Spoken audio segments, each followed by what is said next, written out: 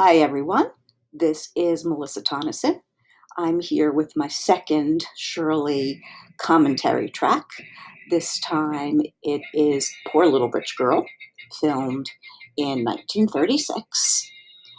The story that it was based on by Eleanor Gates was called The Poor Little Rich Girl. You can see here on the title card, it's just been changed to Poor Little Rich Girl, or in Shirley parlance, PLRG. Some of the publicity and even the press books prior to the film coming out have it listed as The Poor Little Rich Girl. It's directed by Irving Cummings, who was a director at Fox, particularly of movie musicals. He was born Irving Kaminsky, and he would direct Shirley in Just Around the Corner and Little Miss Broadway in 1938 after this film. And prior to this film, directed her in Curly Top, 1935. And in a few minutes, we're going to see some establishing shots showing just how rich the poor little rich girl is. There was an extended scene filmed at a mansion in Pasadena. However, it's not this mansion that you see. This probably was just stock footage. Here's Shirley's playroom. These rabbits show up in some of her other films and stills of the time. After these establishing shots, and before we see Shirley at the table with her butler Stebbins, there was an extended sequence or series of sequences shot in a script dated January 13th, 1936. The film opens with a delivery truck pulling up to the Barry mansion with a freckled, red-headed boy of 8 or 9 in the passenger seat. I believe it was supposed to be one of the Kibrick boys, probably Sidney, filling that role. Ferguson, a uniformed guard, runs to the truck, informing the driver that he can't take the boy in with him to the delivery because he's always got something catching. Barbara's on a small pony riding around a pool with her butler Stebbins walking beside her. She sees the boy peeking through the iron fence and gallops toward him, with Stebbins chasing behind. Barbara slides off the pony and starts a conversation with the boy. He asks about the man by the gate. Barbara answers, "Oh, that's Ferguson. He's my bodyguard." "Bodyguard? What do you think you are, a gangster?" the boy retorts. "I don't know. Maybe I am. Where's your bodyguard?" asks Barbara. They continue talking until Stebbins arrives and tells her to stop speaking with the urchin. Barbara asks about his freckles and touches one, upsetting Stebbins, who thinks they might be contagious. Stebbins, who we see here, is the butler. He's played by Charles Coleman, also played a similar role in Little Miss Broadway. Stebbins tells Barbara to come in now for her dancing lesson. They pass by Collins, who you see right here. That's Sarah Hayden. Sarah Hayden would also play with Shirley in Captain January, 1936. Probably her most famous film role was that of Aunt Millie in the Andy Hardy series. So Collins takes her into the house. Shirley, also Barbara, looks back and smiles at Freckles, and he says, "So long, Blondie." And in the script, there's a handwritten note to change it to Dimples. In the next scene, Barbara's tapping out a waltz while her dancing teacher counts. A quick dissolve brings us to a scene with a French teacher. Barbara sings a French song. Then a dissolve to a bathtub scenes with Collins. Barbara's asking why she can't ever get really dirty, and they have a conversation about using imported soap. And finally, the scene shifts to the one in the film with Barbara and Stebbins and Spinach. We just saw, here's Stebbins on the phone, we just saw Stebbins speaking with Jane Darwell. Jane Darwell also was a familiar fixture in many of Shirley's films.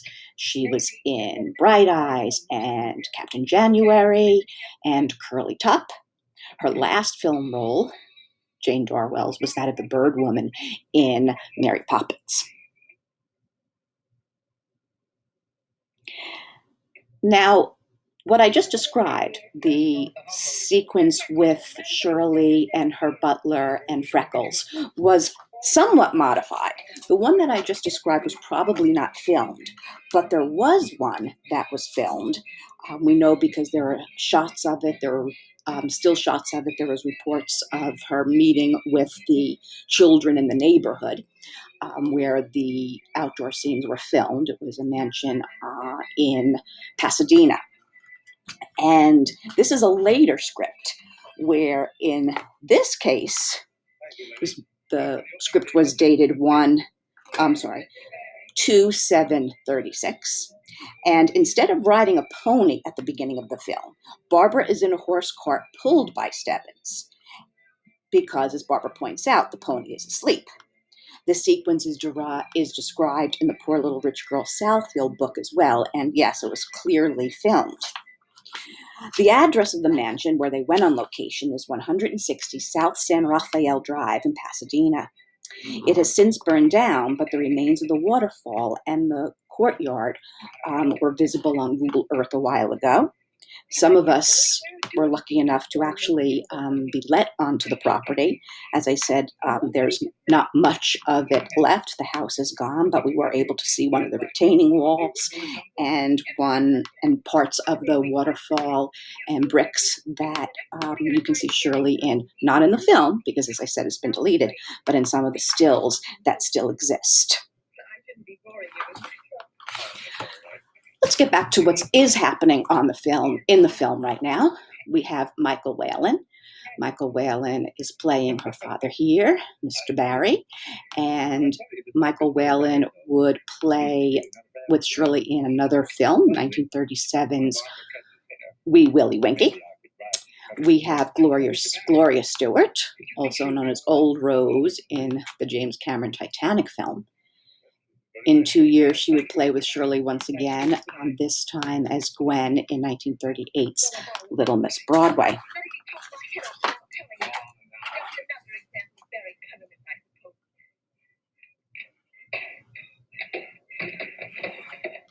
You can see she's quite annoyed.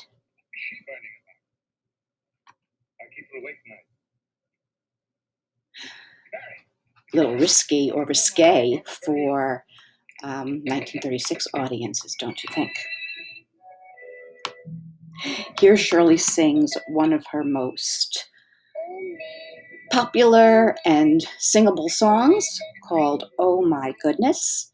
And Oh My Goodness also has one of the few examples of a trick shot you'll see in just a moment where the dolls come to life. Didn't often happen in Shirley films. The dolls were actually, when you'll see them come to life, were played by different women, one of whom was Geneva Sawyer. Geneva Sawyer plays the African-American woman, and yes, she's in brownface and not quite politically correct, but that's what was done at the time. Geneva Sawyer would also have a bit role in Captain January with Shirley as one of her nurses near the end of the film, and would work with Nick Castle as dance director and dance teacher on many of the films, including those with Shirley.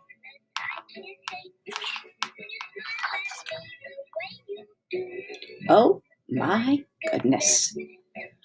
When Shirley's film wardrobe and other personal effects were auctioned off in July of 2015, the buyer of the outfit she's wearing, the silk pajamas, which were an off-white with red dots in real life, was also able to purchase the set of 4 dolls. So I don't know who owns them now, but wherever they are together. And that's nice to know. I hope they're displayed for other people to see them.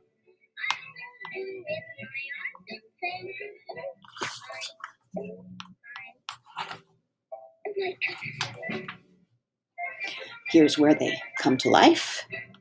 And you can see on the end, that is Geneva Sawyer.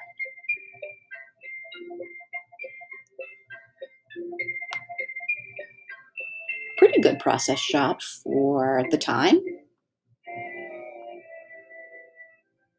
You can see that the dolls and the actors don't quite match up when they change back, but I think it's pretty good otherwise.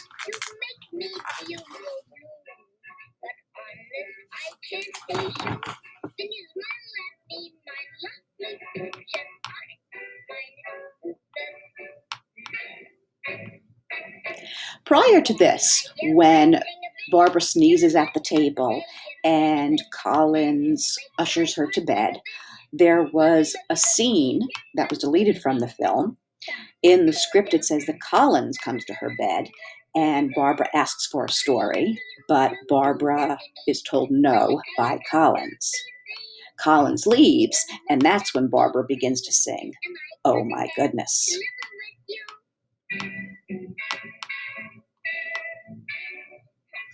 Then the script picks up with Woodward, which is the Jane Darwell character, coming in and reading to her. And that you'll see in just a few minutes as well.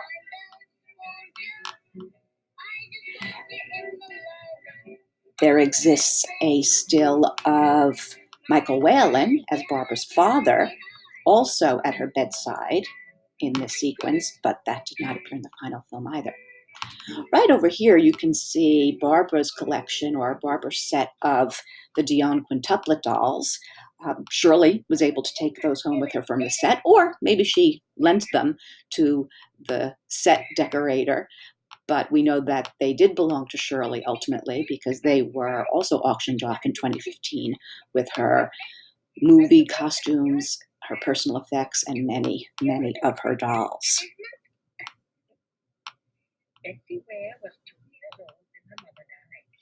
As I said, we have Jane Darwell here playing Woodward. Jane Darwell was Mrs. Higgins in Bright Eyes. She was the other caretaker of the orphanage in Curly Top.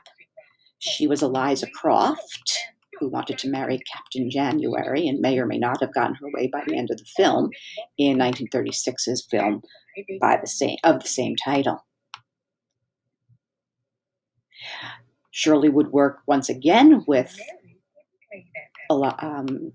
Jane Darwell, in Little Miss Broadway. And once again, Jane Darwell would be the proprietor of an orphanage, the one from where Shirley is adopted at the beginning of the film.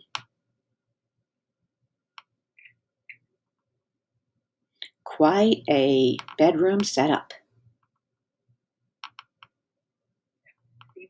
That's probably where the deleted scene was, quite possibly, where the father goes to her bedside.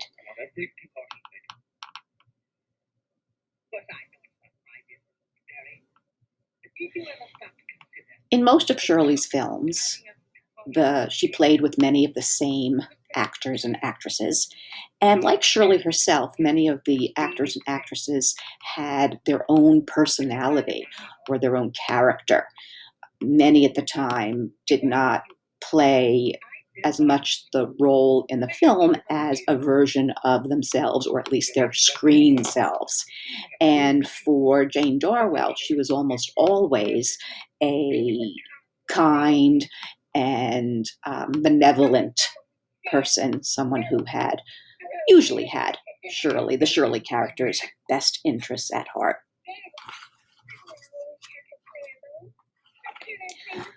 We're starting to see now that Shirley is lonely as the poor little rich girl. She asks her father if she can play with other children, and then they do. Now, in a few minutes, you're going to see Shirley singing another song from the film, another song very much identified with Shirley, called "When I'm With You." In the script, the early script of January 13th, 1936, the song is referred to as "Where Have You Been?"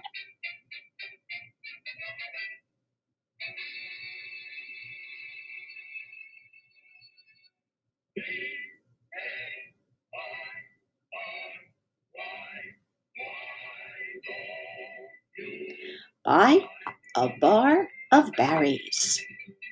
This is establishing that the Barry Scope Company is well recognized on radio. They have their own jingle, they have their own radio program, and this sets up some of the plot going forward in the film.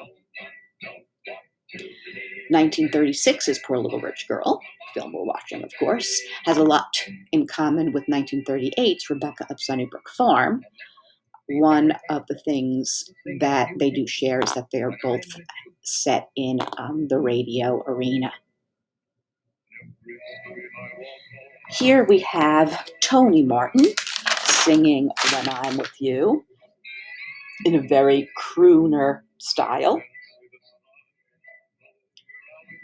Tony Martin was married to both Alice Faye, who will appear in this movie later, and then to Sid Charisse for quite a long time. In this film, Shirley has put on a luxurious robe over her dotted, oh my goodness, pajamas. This robe did not make it to the auction, but an alternate robe did, one that was monogrammed with BB for Barbara Barry.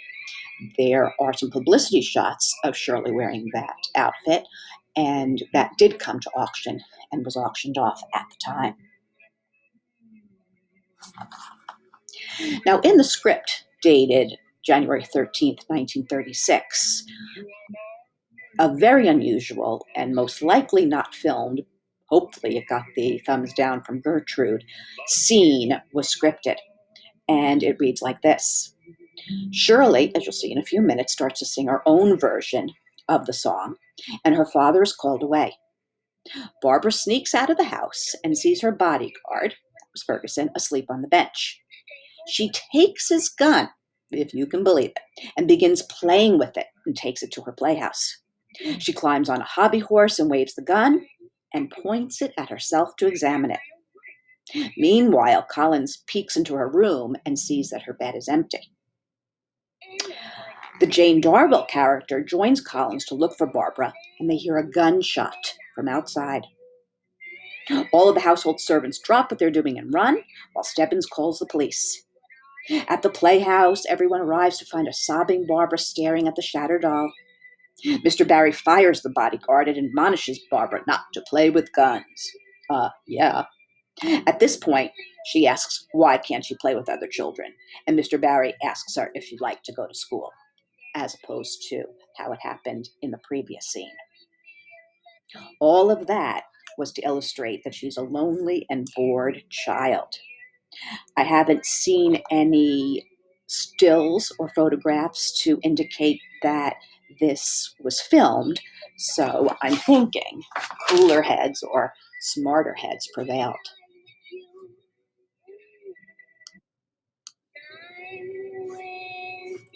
I did not mean to skip over that wonderful song. I was going to make it a little bit louder for you.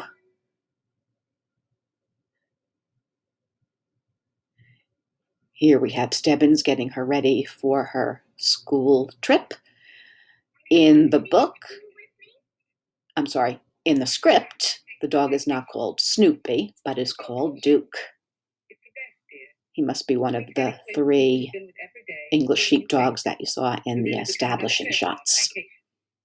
The outfit that Shirley is wearing, her little sailor schoolgirl outfit, is actually a dark navy blue with a red tie.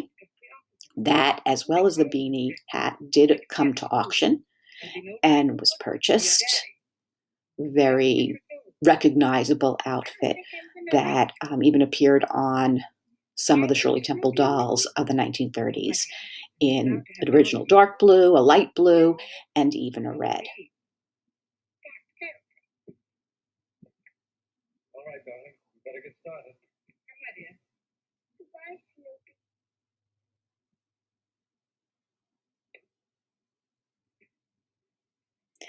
Are they expecting you at school this evening? Now, the Collins character just described to Shirley what her plans were while Shirley's at school, that she's going on a vacation. When Shirley, as Barbara, asks what a vacation is, she says, you become another person on a vacation.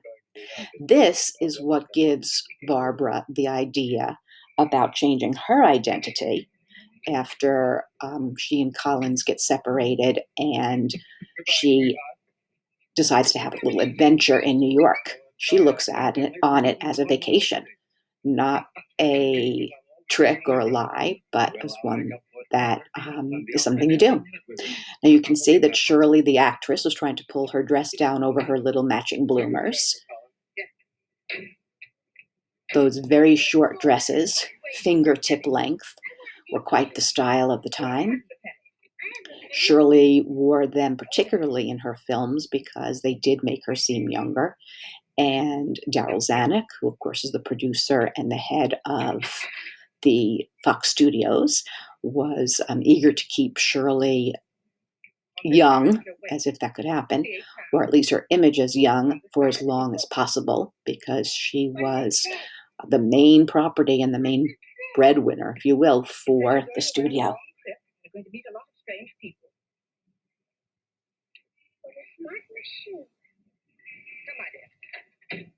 Shirley, as Barbara, has, in addition to her cute little outfit, a purse, little matching purse with a dog embroidered or appliqued to the front, and a pair of gloves as well. Just what the well-dressed child of the 1930s would have. The well-dressed rich child would have.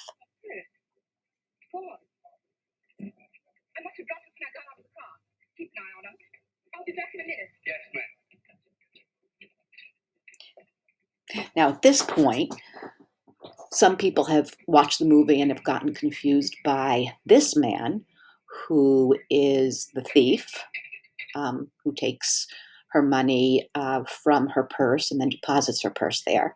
They confuse him with the other bad guy that we'll see later in the film, the one who is interested in Shirley and possibly kidnapping her.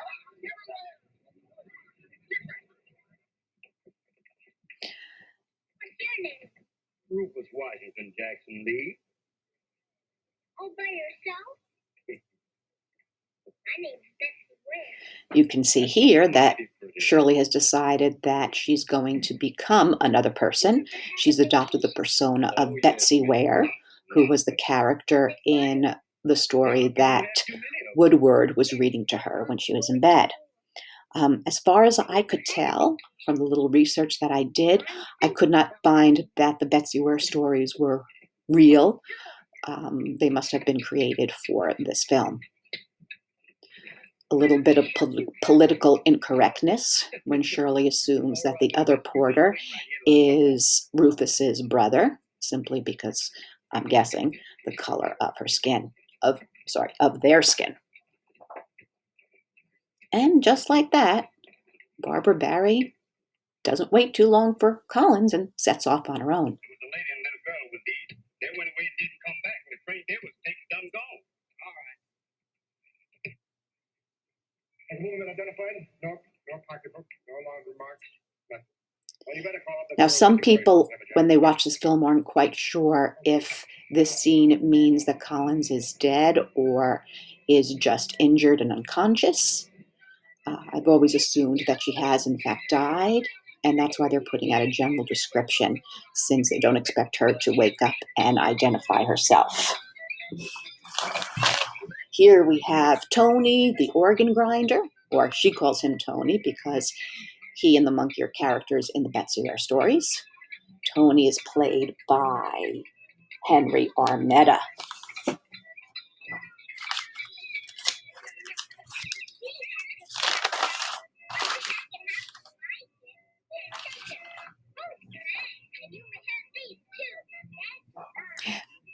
This sequence was filmed on the New York street on the Fox backlot. Shirley filmed many of her outdoor sequences on the backlot of 20th Century Fox. There were many, many standing sets until they were sold off and raised and are now where the current Century City stands in Los Angeles. Now, at this point, there was another deleted scene, for one that may or may not have been filmed, but it did exist in the script. Barbara meets Tony. She begins dancing as he plays his organ, and the song that she sings is called An Old Straw Hat. Now, that would later resurface, because it did not appear in this film, in Rebecca of Sunnybrook Farm. Barbara is showered with pennies for her performance. A boy runs away with some of the money, and Tony vainly chases after him. Barbara gives the money that she's collected to Tony, and he gives her 2 pennies for her help. It's at that point he tells her to go home to her mama. Then, when they arrive at Tony's house, there's a bit about Barbara noticing Tony's twins and washing her hands before dinner. Now, in just a moment,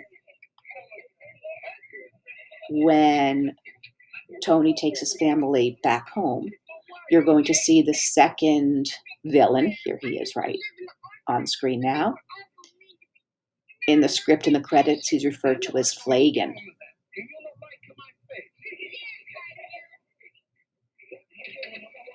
And while it's never clearly established as to what his motives are, I always assumed it had something to do with kidnapping.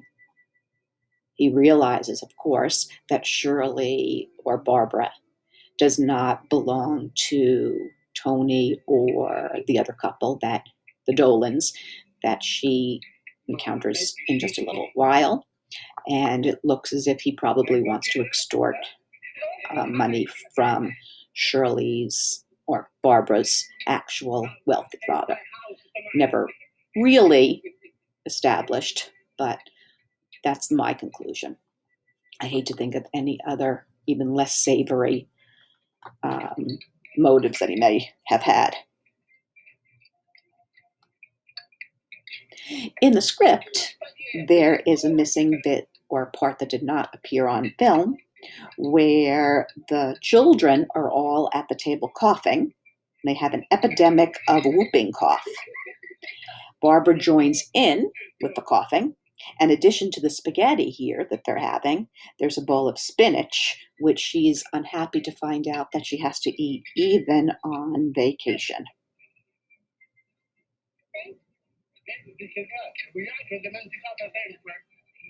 I don't speak Italian, but I'm assuming he is telling his children that Barbara has said, or Betsy has said, thank you, because I hear him say grazie, telling them that they should have manners just like hers.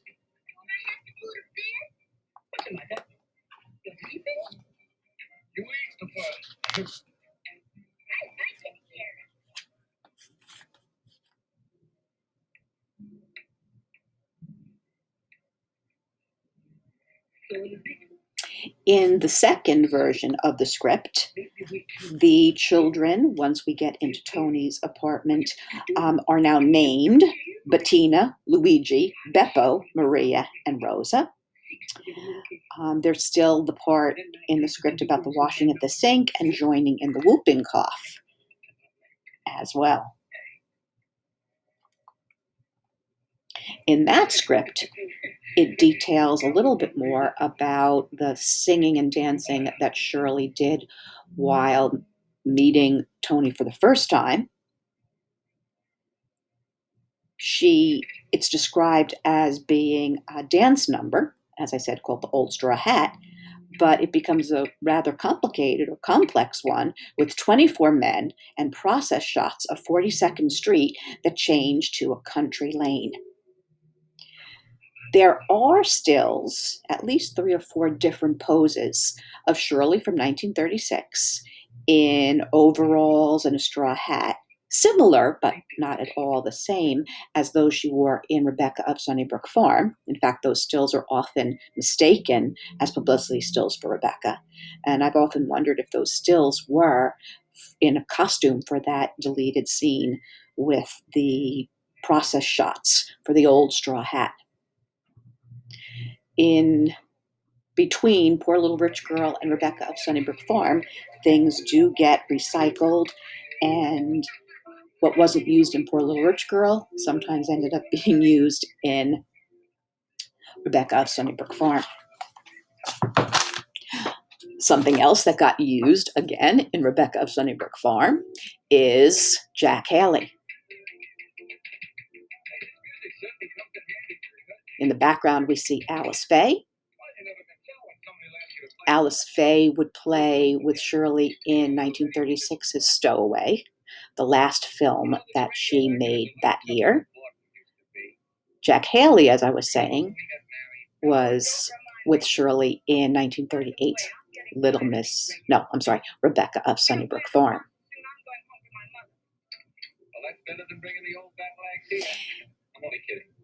In this film, earlier 1936, Alice Faye is still somewhat sporting a Jean Harlow look with high, thin, arched eyebrows, heavy eye makeup, and the platinum blonde hair.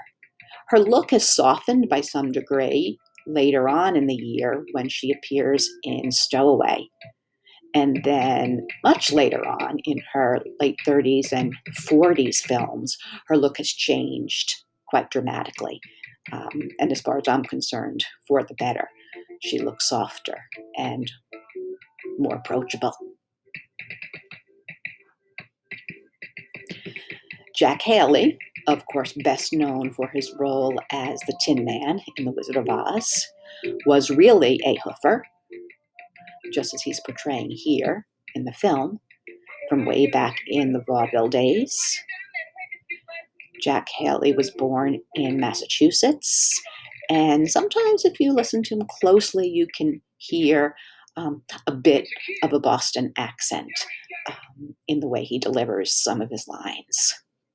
Are you the one who was answering my steps?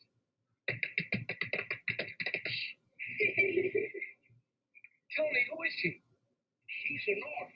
She'll run away and she followed me here. Jerry, she's a bitch.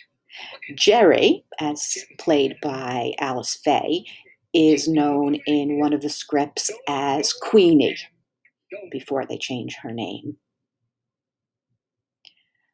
The Jack Haley character, What's your name?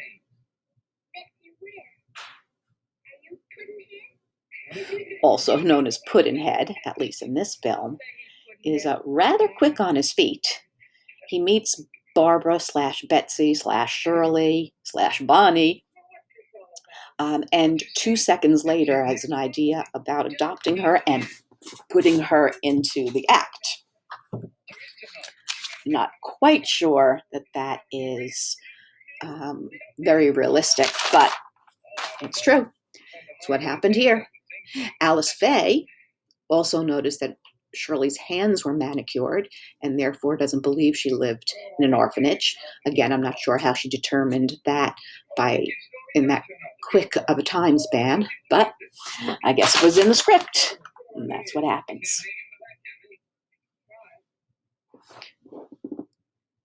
You saw just a moment ago the Flagon character overhearing what Pudd'nhead wants to do, and so he is now positive, there he is, listening in, that the little girl doesn't belong to either Tony or this couple.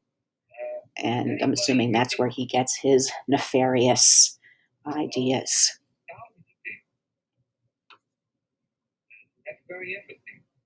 Did anybody report a kid missing by the name of... In the script and in one publicity still that I've come across, when Alice and Jack Haley are in their apartment, she's washing dishes instead of or after lounging on the couch or the window seat, talking about being unhappy with the situation of auditioning for and not getting radio spots. Now, this is very much a Shirley Temple film motif. This is the next day. It's already been established that this couple is not all that wealthy. They have not been successful on the radio. And yet somehow Barbara, who is now Betsy, who was Betsy and is now Bonnie, has a new outfit. There's a new dress under that coat. There's the coat, the hat, a new pair of gloves and a purse, and new white shoes. So they either came into some money, found some money, and then ran out and did a bit of shopping all before this audition. kid, Bonnie Joe. And we gonna know. And we gonna know. Go back, we show me. This is station L-O-E. I'm Cupid, please listen to me. Not only were they able to do some shopping for Bonnie Dolan, but they were able to rehearse an act and get it ready for their audition today. The dress that Shirley is wearing, what I call the But Definitely dress, because that's a song that she'll sing in a few minutes, is one that did not come to auction. So we don't know what the color was. The coat with the little straw hat also did not come to auction.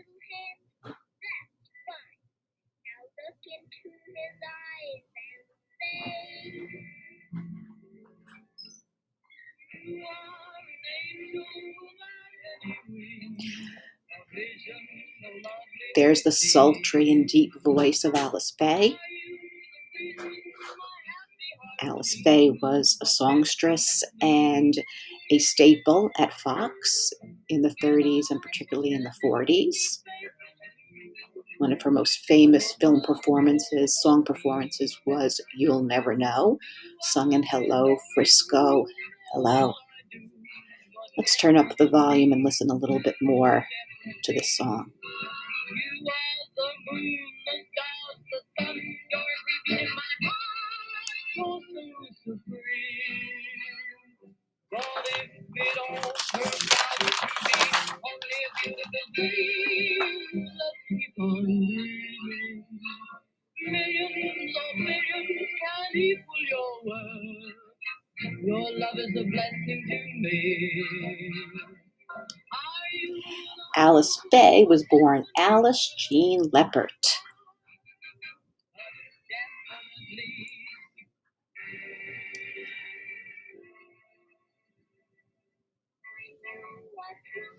The blue of the day,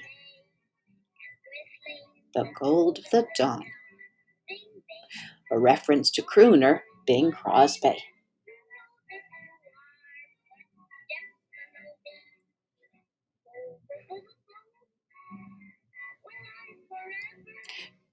She's also doing some whistling, or she has a whistle stand-in, as Bing Crosby would often do.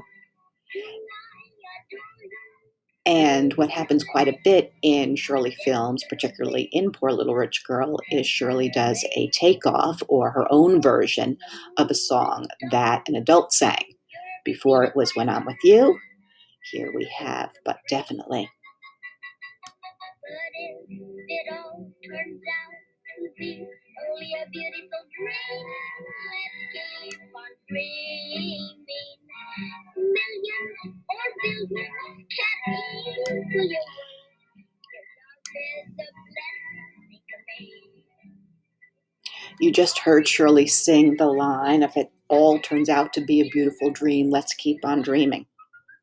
Kind of a special line to me, because when I graduated high school in 1981, our yearbook theme was dreams. And we had a quote, as many people do, under your yearbook picture, and I wanted it to fit in with the theme. And I wanted, of course, the Shirley Temple lyric. And why my tiny little all-girls Catholic high school required it, I'll never know. But they wouldn't publish it until we secured the rights to it.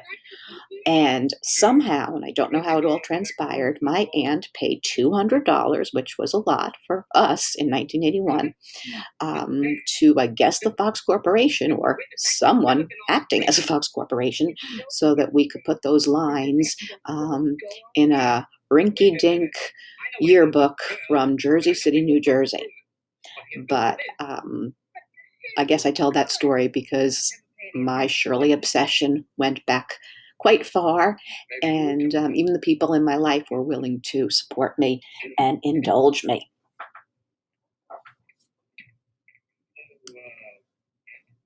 This client of mine, that I was telling you about, yes. We'll see you this afternoon. We're good. We're good. We're good. We're good. We're good. Can you be there at 3? Can we be there at 3? Can we be there at 3? We'll be there at 5 minutes to 3. I think I'll stop right here and then resume with the second part in just a little bit. Thanks for tuning in.